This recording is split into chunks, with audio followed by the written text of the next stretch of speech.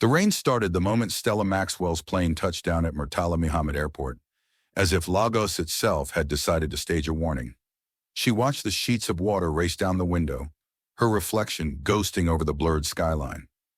It had been 10 years since she last set foot in this city, a place that had taken her mother's laughter, her peace, and now, her father's life. Her phone buzzed as she exited the terminal. The message came from her father's attorney, Henderson Law Chambers. Reading of the will, 3 p.m. Don't be late, Miss Maxwell. She wasn't late, she was furious. By the time she arrived at the firm's sleek office on Victoria Island, she had already decided she didn't care what the man left behind. The father who had ignored every letter, every call, didn't deserve her grief. But when she sat in that mahogany conference room and heard the words, "You are the sole heir to Maxwell Enterprises," the air changed. Then came the clause. "The inheritance," the lawyer said, glancing nervously between his papers, "is contingent upon you being happily married within 30 days. Stella stared. "I'm sorry, what?" He cleared his throat.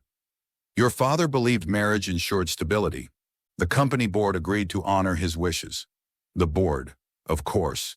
Sharks in designer suits already circling her father's legacy like bloodhounds." Her voice was cold. "So if I'm not wearing a ring in 30 days, the empire my mother helped build goes to strangers?" The lawyer's silence was answer enough. By evening, Stella sat alone in the penthouse her father had owned but never lived in. Lagos glimmered beneath her, Echo Atlantic skyline rising like ambition built on water. She sipped a glass of wine that tasted like regret and thought about her mother, who used to say, "Love is the only inheritance worth fighting for." Love, she muttered bitterly. How poetic. She didn't need love. She needed control. The next morning, headlines blared her father's death beside speculation about Maxwell Enterprises' future. "Will the heiress return?" one asked.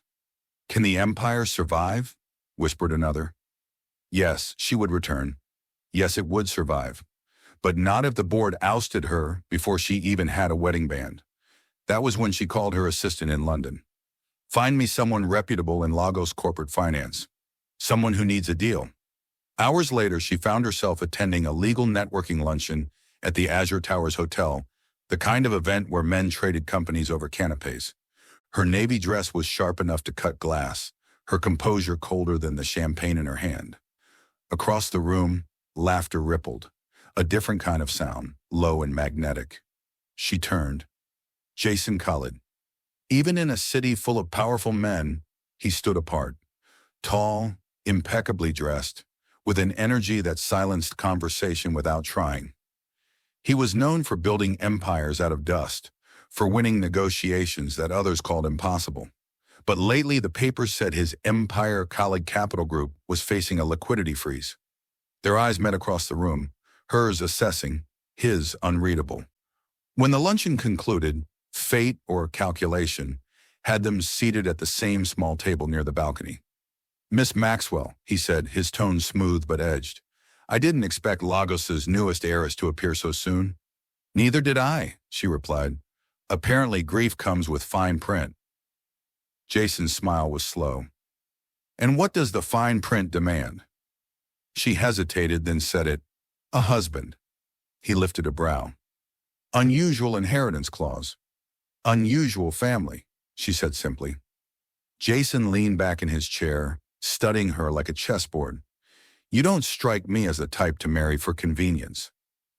"Desperation is a surprisingly persuasive emotion," she said, then added, "I don't plan on staying desperate."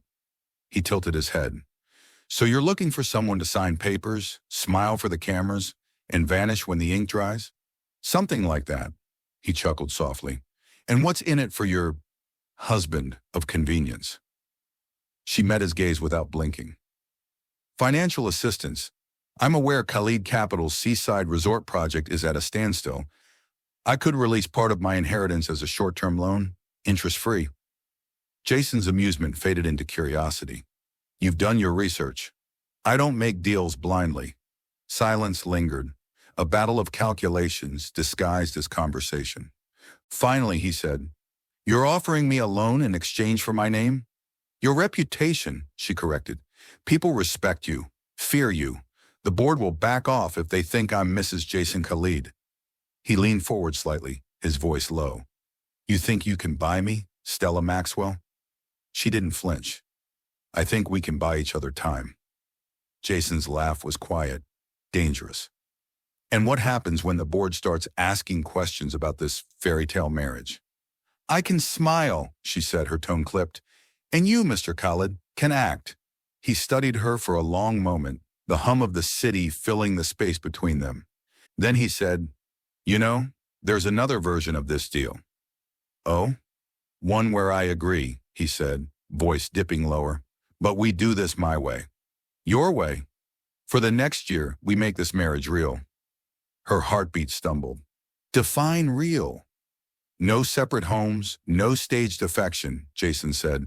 You'll live with me, in my house. We'll give the world something to believe in. That's absurd, she said. It's authentic, he countered. You need to look happily married. I intend to make sure you do. Stella's throat tightened. She had faced journalists, hostile investors, and boardroom betrayals, but Jason Khalid's confidence was a different kind of danger. She rose to leave. I'll think about it. He stood too, matching her step for step as they walked toward the lobby. Do that, he murmured.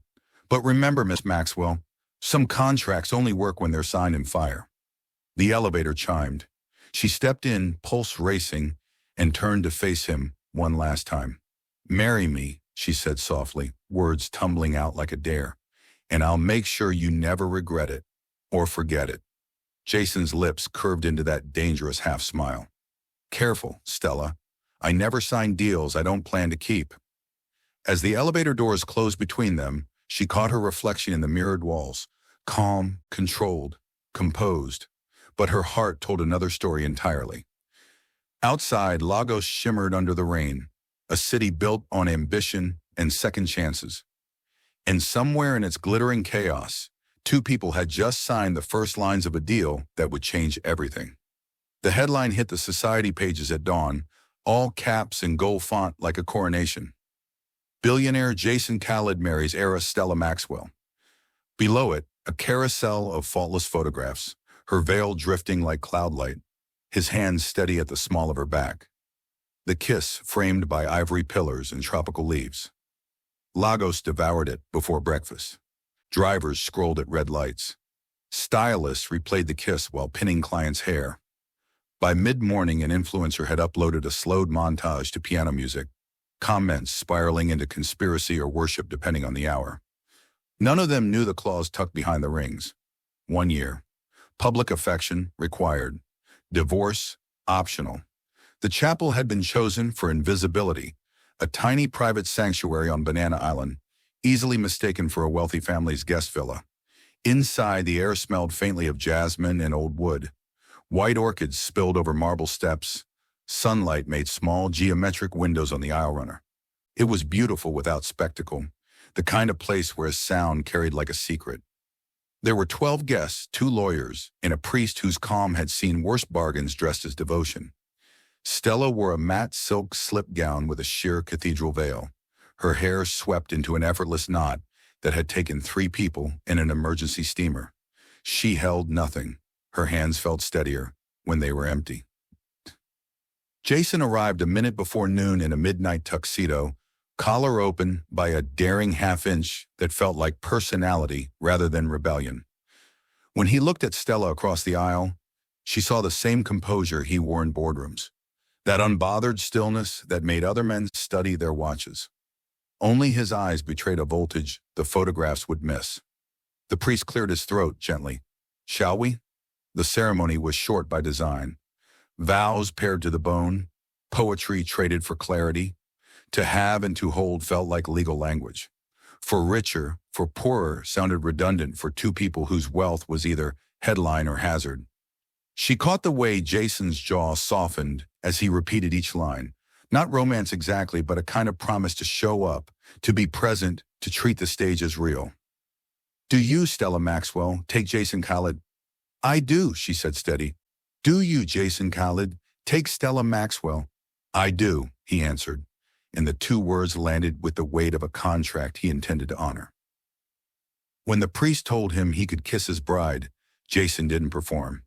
He moved slow enough to ask and sure enough to lead. A perfectly measured kiss that would read as tenderness from the pews and as strategy in the papers. Her breath caught anyway. Applause rolled softly through the chapel. Signatures followed, ink on heavy paper, embossed seals flashing under light. Her attorney slid over a discreet packet, the prenup, the one-year term sheet, the emergency arbitration clause neither of them hoped to use. Jason initialed every page without asking for a pen. They exited through a side courtyard shaded by palms. Somewhere, a photographer caught a candid of Stella laughing at something Jason murmured. It would become the image of the day, happiness, apparently effortless. The car door closed and sealed them in a bubble of cool air and silence.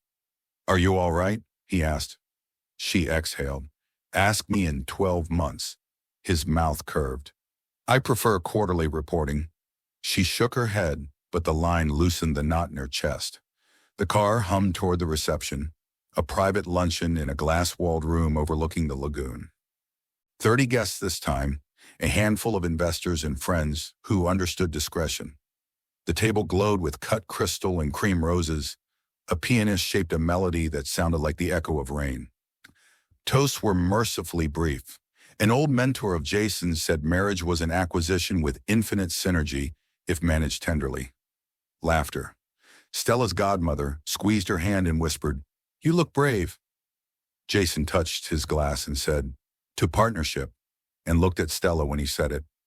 Cameras clicked, discreet but relentless. Between courses, rumors slithered in via phones. A gossip account hinted that Stella had offered financial oxygen to a certain billionaire. Another suggested Jason had upgraded from mergers to matrimony to secure a waterfront concession. Stella watched the waves fret the pilings and decided the ocean had better manners than people. They cut a small cake. He fed her a civilized forkful. She did the same for him. A smear of frosting threatened the corner of his mouth. She reached up without thinking and brushed it away with her thumb. The air changed. Heat, brief and bright, like a fuse. He caught her wrist lightly and lowered her hand. "Careful," he murmured, not a warning so much as acknowledgement of something neither of them intended to name. They left before dessert reached the table, an exit orchestrated to seem spontaneous. The drive to his penthouse traced the waterline, Lagos opening to itself in plains of glass and steel. Helicopters pulsed far off like black dragonflies. The buzz of the city climbed and fell. Horns, generators, laughing voices from balconies. Life arguing with itself and winning. In the private elevator, silence pressed again. Stella watched their reflections in the mirrored walls. Two poised strangers in formal wear, each pretending their pulse existed at a reasonable BPM. Jason slipped his key card and the doors parted onto a living space that had the audacity to be beautiful without trying. Floor-to-ceiling windows, pale oak, a long line of books that ran the length of a wall in orderly impatience. Lagos spread in every direction, glitter and grit and sky. He loosened his cufflinks. "Before we go further," he said, "we need to be clear." Stella's spine straightened a fraction. "About the terms." "Yes." He set the cufflinks in a small ceramic dish, then faced her fully. "No separate rooms. We build a real life for a year. People can smell performance." "I can perform for an audience of millions," she said crisply. "I know," he said, "but that's not what I'm asking." A beat. "I'm asking for breakfast and calendars on the fridge and arguments we don't stage. I'm asking for truth." Truth. The words sat between them like a fragile thing and a blade. "And affection?" she asked. "You expect that to be non-negotiable?" "I expect us not to fake what already exists," he said, eyes steady. "Chemistry isn't a press release. We'll respect each other's boundaries. But I won't play stranger with my wife at home and love her for a camera. It's whiplash. It cracks people." She paced to the window, Lagos pooling at her feet like molten city. Her reflection hovered over the skyline. Veil long gone, gown catching the last light. A woman who had talked herself into a labyrinth and discovered the walls were glass. "What about privacy?" she asked. "If I want a night alone?" "Then you say it," he replied, "and I listen. Listening is part of authenticity." She turned. "And if I want to renegotiate the term?" "We meet at 6 months," he said, as if he had already written it in his head. "We say the unsayable. If we're miserable, we end it with dignity. If we're not," his voice thinned into a half-smile, "we stop living like an expiration date is a storm cloud." A gull arced past the glass, white wing aflash against blue. Stella felt the ache of tiredness under her ribs. The day had been a marathon in couture. She looked down at the ring, simple, clean, a narrow band set with a row of stones that caught the light only when it wanted to. It didn't weigh much. It weighed everything. "All right," she said finally. "Absolute authenticity. No staged affection. 1 year."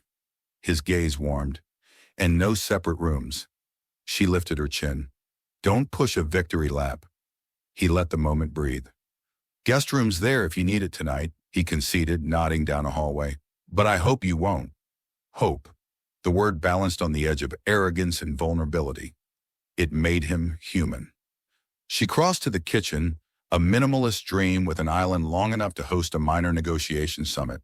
She opened a cabinet and found mugs aligned like obedient soldiers. "Coffee?" "It's nearly midnight." "I didn't ask what time it was," she said, reaching for the machine. "I asked if you wanted coffee." He smiled. "Yes." They stood shoulder to shoulder while the machine growled. She realized she knew the rhythm of his breathing already, the slight hitch when he was thinking faster than he wanted to speak. He realized she hummed under her breath when anxious, barely there, a single note like a held line of music. He took his coffee black. She drowned hers in milk and a small rebellion of sugar. They leaned on the counter and watched their city thrum, two generals after a campaign. "Tomorrow," he said, "the interviews begin.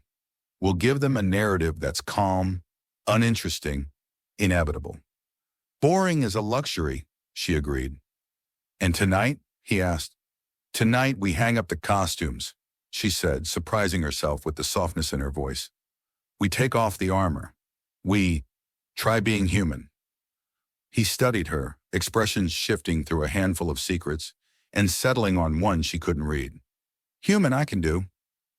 She set her mug down and touched the hem of her veil, which some fairy godmother of a planner had draped over the back of a chair. It felt like the last cloud of a performance evaporating. She lifted it, folded it carefully, and tucked it into a drawer. When she turned, Jason had removed his jacket and bow tie, sleeves rolled to his forearms, looking less like a headline and more like a man. He offered his hand. Not command, not test, invitation. She placed her palm against his, and the contact was lightning without noise. No cameras, no orchestra, just skin, warmth, and the quiet shock of compatibility. "Good night, Stella," he said, voice a shade lower. "Good night, Jason."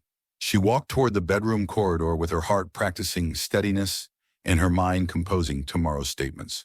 At the threshold, she paused, glanced back at the man who had just become her husband, and realized the most dangerous truth of all. She had signed a business deal, but walked into a war of hearts. By the 3rd month, their names had become a Lagos brand. The Colin Maxwell marriage, a combination of fascination and envy, filled podcasts, gossip shows, and business panels alike. The tabloids called them Africa's power couple. The investors called them a stabilizing partnership. But inside Jason's penthouse overlooking the lagoon, the truth was quieter and infinitely more complicated. Stella had stopped counting how many times she had been photographed without realizing it. Every morning the tabloids uploaded new images. Jason opening the car door for her at a gala, Stella laughing over dinner, their hands brushing as if by accident. Sometimes she wondered which moments were real and which were just perfectly timed performances. Then there were the mornings the cameras didn't see, the ones that made the performance easier to believe. Jason had a ritual. Coffee on the balcony before sunrise, the city still half asleep beneath them. He'd pour her cup exactly how she liked it, light, sweet, with a dash of vanilla syrup, and hand it to her without looking up from his newspaper. Some mornings they'd talk about business, about his new resort on Victoria Island, or the youth coding program Stella was designing for the foundation. Other mornings they said nothing at all, just watched the first boats cut across the lagoon while the world woke up around them. Those were the moments that blurred the line. It was easy to forget the terms of their contract when he brushed her hair off her face absent-mindedly, or when she fell asleep with his laptop open beside her and woke to find a blanket over her shoulders. Their life looked seamless, their partnership flawless, but beneath the polish was a steady hum of secrets, his, hers, and the city's. Jason Khalid carried his privacy like a fortress. Even when he smiled, there was something untouchable in his gaze. Stella noticed it more when the laughter faded, in the way he avoided certain questions, how he flinched whenever someone mentioned loyalty. One night, while searching his library for a file, she found a photograph half-tucked between two books. It showed Jason, younger, standing beside a striking woman in a white dress at what looked like an engagement party. The woman's hand rested possessively on his chest. His smile was polite, not happy. When Jason walked in, she turned the photo toward him. "You didn't tell me you were engaged before." He froze just for a breath. "That was a long time ago. What happened?" He took the photo from her and set it face down on the desk. "She left, the day before the wedding, with my business partner." Silence stretched. "I'm sorry," Stella said softly. He shrugged, but his eyes betrayed the wound. "Don't be. It taught me a useful lesson. Never mix affection with trust." She wanted to say not everyone leaves, but she didn't. The words caught behind her ribs. Instead, she simply nodded, pretending to understand. 2 weeks later, the storm hit. The first sign was a message from her publicist at 7 a.m. "We have a situation." Within minutes, her phone flooded with alerts.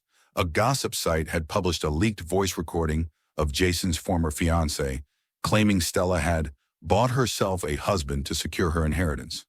The story spread faster than reason. Screenshots of the supposed contract trended on social media, edited to look official. Hashtags sprouted like weeds. Hash bought bride hash. Contract wife hash Maxwell money. By noon, the board of Maxwell Enterprises had scheduled an emergency meeting.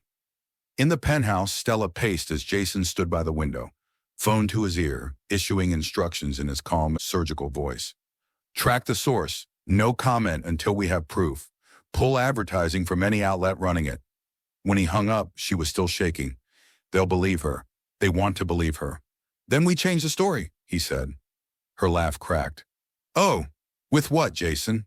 Another set of wedding photos? A hand-holding video?" He crossed to her. "You think I don't care what they're saying?" "You don't look like you care," she snapped. "Your company will survive this. Mine depends on reputation." His expression hardened. "Do you think I married you for your money?" "I think we both made a deal we didn't fully understand," she said. "You wanted access. I wanted independence. And now you think I sold you an illusion." The room pulsed with tension. She opened her mouth, closed it, opened it again. "Jason, people are saying I bought you." "And does that bother you because it's untrue?" he asked quietly. "Or because you wish it were that simple?" Her breath hitched. The silence that followed was unbearable. Then Jason did something she didn't expect. He reached for her wrist, drawing her closer. She resisted for a heartbeat, then found herself staring up at him, inches apart. "Stop letting them define this," he murmured. "We know what this is." "Do we?" He didn't answer with words. His hands slid to the back of her neck, his thumb tracing the pulse beneath her jaw, and then he kissed her. It wasn't polite, or rehearsed, or anything the cameras could have choreographed. It was raw, anger, confusion, attraction, all colliding at once. She tasted coffee and adrenaline, felt her heartbeat pound against his chest like it was trying to escape. When he finally pulled back, both of them were breathing hard. "Now," he said roughly, "tell me that was fake." She stared at him, unable to speak. Her mind screamed for distance. Her body betrayed her. "That's not fair," she whispered. "No," he said, voice low. It's honest. He turned and walked out to the balcony, the night air swallowing him. Stella stood motionless in the center of the room, one hand against her lips, every nerve trembling. Outside, flashes from paparazzi cameras burst like lightning, reflecting off the glass. They had followed them home again. Somewhere down below, a journalist probably captioned those photographs with something about true love under pressure. But the truth was messier. The kiss hadn't silenced the lies. It had written new ones in their place. When she finally joined him outside, Jason was staring out over the lagoon, the city glittering like a promise they could never keep. "They'll stop talking eventually," he said quietly. "No," she replied, voice steadier now. "They'll just change the headline." He looked at her then, really looked, as if realizing for the first time that this woman beside him wasn't just a name in a deal. She was the only person capable of breaking every rule he had built his life around. "Maybe that's not such a bad thing," he said softly. Stella met his gaze, the weight of the moment pressing like thunder before rain. Somewhere between the flashbulbs and the fallout, they had crossed an invisible line, and neither of them could go back. The morning the truth shattered everything. Lagos looked almost too peaceful. The lagoon was still, the air washed clean by a night of rain, and the city skyline shimmered like nothing cruel could possibly happen under so much light. Stella Maxwell stood at the edge of Jason's study, holding the printed bank statements she had just found in his drawer. The papers trembled slightly in her hands, not from shock, but from fury contained too long. She had been searching for a missing project file when she found them. What she discovered instead were records linking her inheritance trust, the funds meant to secure Maxwell Enterprises, to Colleague Capital Group's private merger deal. Jason had withdrawn several million from their shared marital account to stabilize his company, using her name and signature authorization. He hadn't told her. When he entered the room, jacket slung casually over one arm, he froze. The look on her face said it all. "Where did you get that?" he asked quietly. "From your drawer," she said, voice calm but razor-edged. "You didn't even hide it well." Jason set his jacket down. "It isn't what it looks like." "Oh?" She laughed sharply. "Because it looks like you used my inheritance to save your empire. Without asking. Without telling me. Without even pretending to care what it meant to me." His jaw flexed. The resort deal was collapsing. Payroll, investors, hundreds of jobs on the line. "I had to move fast." "So you used my money," she said. "Our contract marriage wasn't enough. You had to make me your financial savior too?" "Stella," he began, "you said yourself this marriage was a transaction at the start." "I acted like it was one."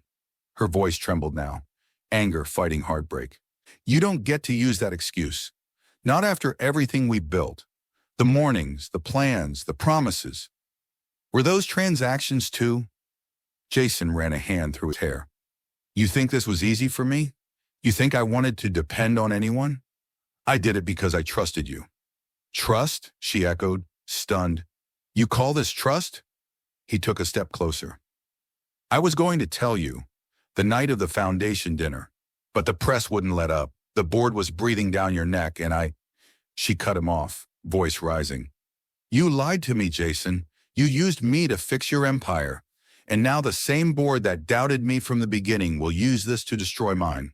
He said her name again, softer this time, but she was already walking past him. Her heels struck the marble like punctuation marks. "Where are you going?" "Out," she said, "to remember who I was before you turned me into an accessory to your ambition." By evening, she had moved into her late mother's old townhouse in Ikuye, quiet, classic, far from the glitter of Banana Island. She stripped out of her designer dress and into jeans, tied her hair up, and sat cross-legged on the bare floor with a glass of whiskey. The house smelled faintly of old paint and nostalgia.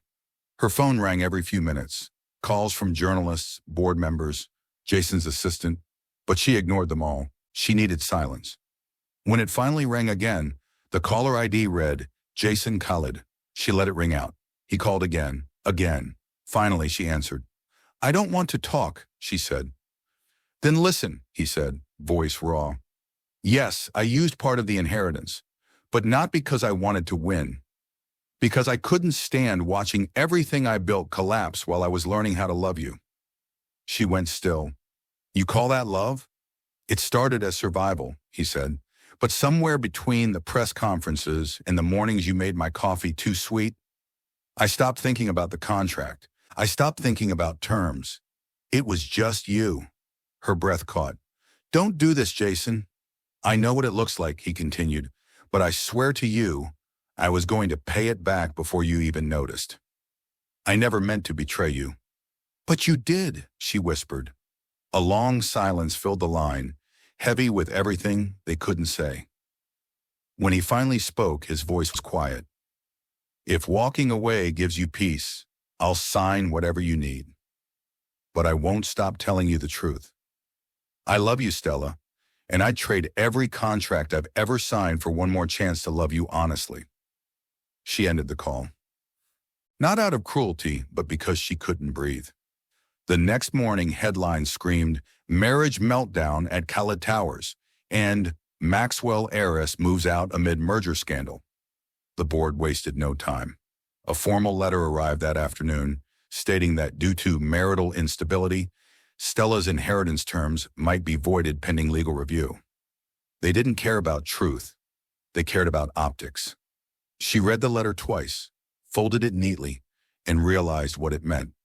If she annulled the marriage, she would lose the company her mother dreamed of seeing her lead.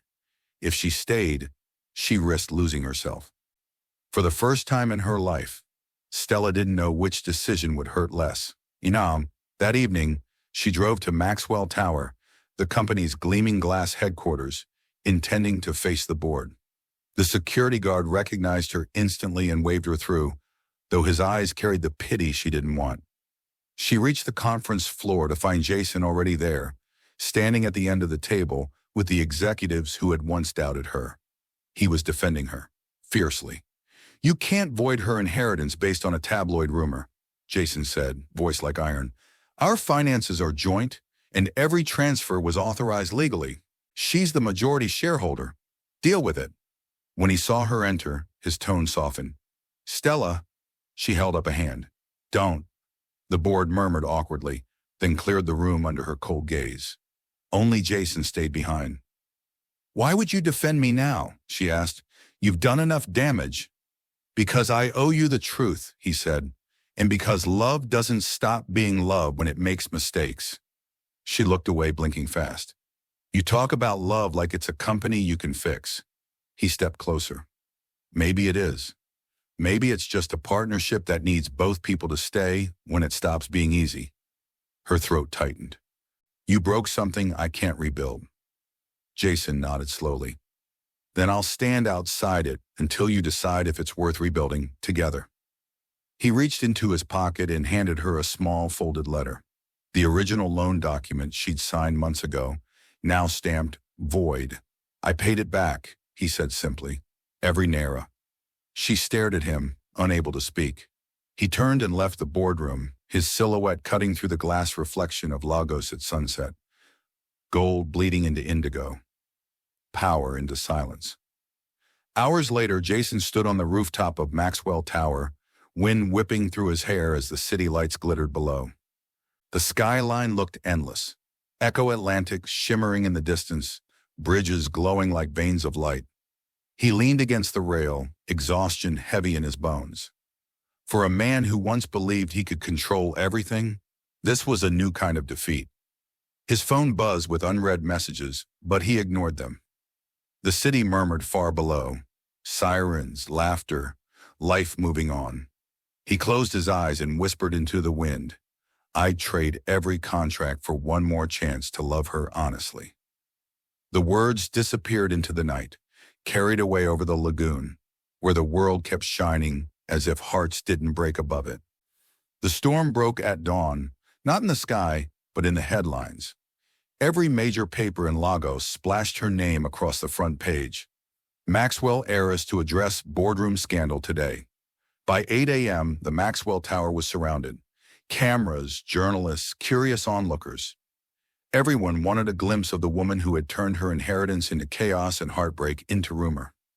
Inside her penthouse, Stella Maxwell stood before the mirror in a crisp white suit that glowed against her brown skin like armor forged from calm defiance. Her hair was swept into a sleek twist, her lips painted a quiet red that said more than any speech ever could. "Are you sure about this?" her assistant Grace asked nervously. Stella buttoned her jacket, eyes sharp. "I've been sure of very few things in my life," she said, "but I know this. Today, they don't get to define me." She left before Grace could respond. The black Rolls-Royce slid through the morning traffic toward Victoria Island, the air thick with anticipation and diesel and Lagos heat. Reporters shouted her name the moment the car door opened, flashes exploding like miniature lightning. Stella didn't flinch. She walked past them, chin lifted, every step deliberate.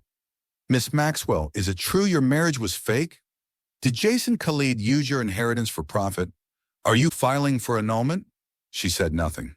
The elevator swallowed her and her silence. Upstairs, the boardroom was already buzzing when she arrived. 12 men in tailored suits, 3 women in pearls and suspicion, and at the head of the table, Jason Khalid. He stood as she entered, his expression unreadable, his dark suit immaculate. For a moment, the air between them was pure voltage. "Mrs. Khalid," said one of the older directors, clearing his throat, "we appreciate your attendance. Given the media storm, it's crucial we address these allegations before they destabilize shareholder confidence." Stella set her handbag on the table and faced them all. "You mean before they destabilize your control?" Murmurs rippled around the room. Jason's gaze flicked toward her, a warning, or maybe admiration. Another director, a woman with a thin smile, interjected. "There are concerns regarding the legitimacy of your marriage to Mr. Khalid and how it affects your right to hold majority shares. The clause in your father's will was clear, that I must be happily married." Stella finished. "Yes, I remember." She turned slowly, letting her words sink into every corner of the room.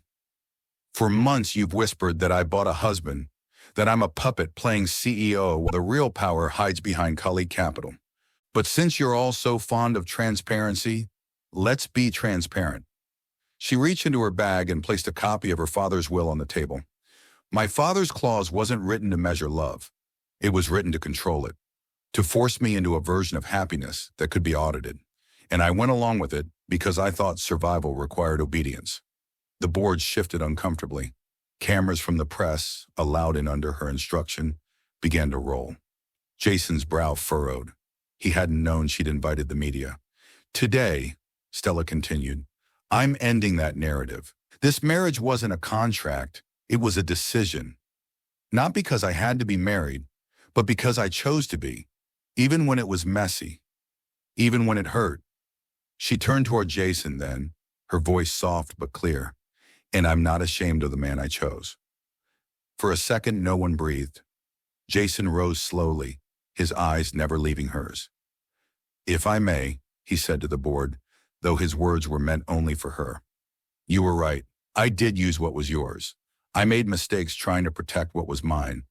But I've learned that love isn't a transaction you negotiate. It's a truth you stand beside, no matter the cost." He reached into his briefcase and pulled out a single folder, sliding it across the table. "These are the share certificates I acquired during the merger. I'm returning them to Maxwell Enterprises. No conditions, no loopholes." Gasps filled the room. "Jason," one board member sputtered, "this could cost you millions." "It's worth it," he interrupted, eyes on Stella. "Some things are meant to be built, not bought." The tension cracked like glass under heat. Stella felt her throat tighten, but she held her composure. Slowly, she extended her hand to him. He took it without hesitation, the simple gesture more binding than any legal document between them. Turning to the cameras, she said clearly, "You can print this. My marriage is real by choice, not condition. My company belongs to no one's permission but my own." Applause rose, not loud but sincere. Even the cynical faces at the far end of the table softened. In that moment, Stella reclaimed more than her inheritance. She reclaimed her dignity. Outside, the press swarmed again as they emerged side by side, the afternoon sun catching on the glass facade of Maxwell Tower. The journalists shouted questions, microphones thrust like weapons, but this time Stella smiled. Jason slipped his hand into hers. It wasn't for show, it was grounding. Two equals walking out of the storm they had built and survived together. A reporter yelled, "Are you staying married, Mrs. Khalid?" Stella paused on the steps, met the camera's gaze, and said, "We're not just staying married, we're starting over." The crowd roared, flashes popping like fireworks. Jason's fingers tightened around hers. When they finally escaped into the car, silence filled the cabin, thick, electric, and somehow peaceful. Jason exhaled, looking at her with that mixture of admiration and disbelief. "You just dismantled an entire board on live television." She smiled faintly. "You taught me how to negotiate, remember?" He laughed softly, shaking his head. "You taught me how to lose gracefully." As they drove through the streets of Lagos, dusk began to fall. The city glittered under the rising night. Echo Atlantic's towers like silver sentinels, the lagoon shimmering with reflected stars. They ended up on the balcony of his penthouse, where it had all begun months ago. The same view, but everything felt different. Lighter. Real. For a long while, neither spoke. The wind tangled her hair. His hand found hers again.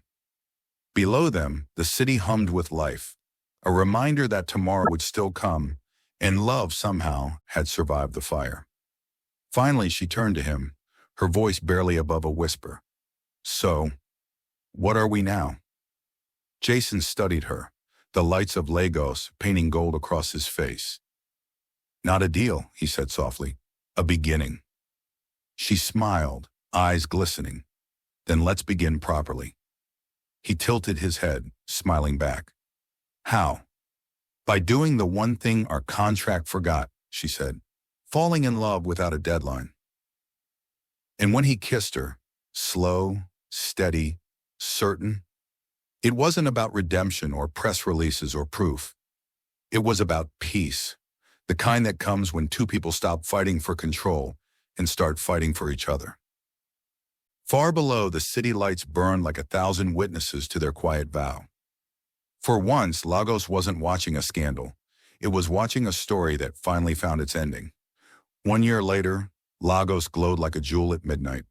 The Echo Atlantic skyline shimmered with glass and promise, every tower reflecting the grand lights of the Alexander Khalid Foundation Gala, the night the city would celebrate a new beginning. Stella stood at the balcony of the event hall, a vision in silver satin that shimmered under the stars. Her hair cascaded in soft waves, her face calm but radiant.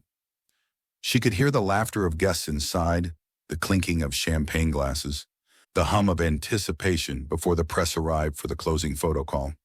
It had been 12 months since the board scandal, since the day she and Jason had walked out of Maxwell Tower hand in hand.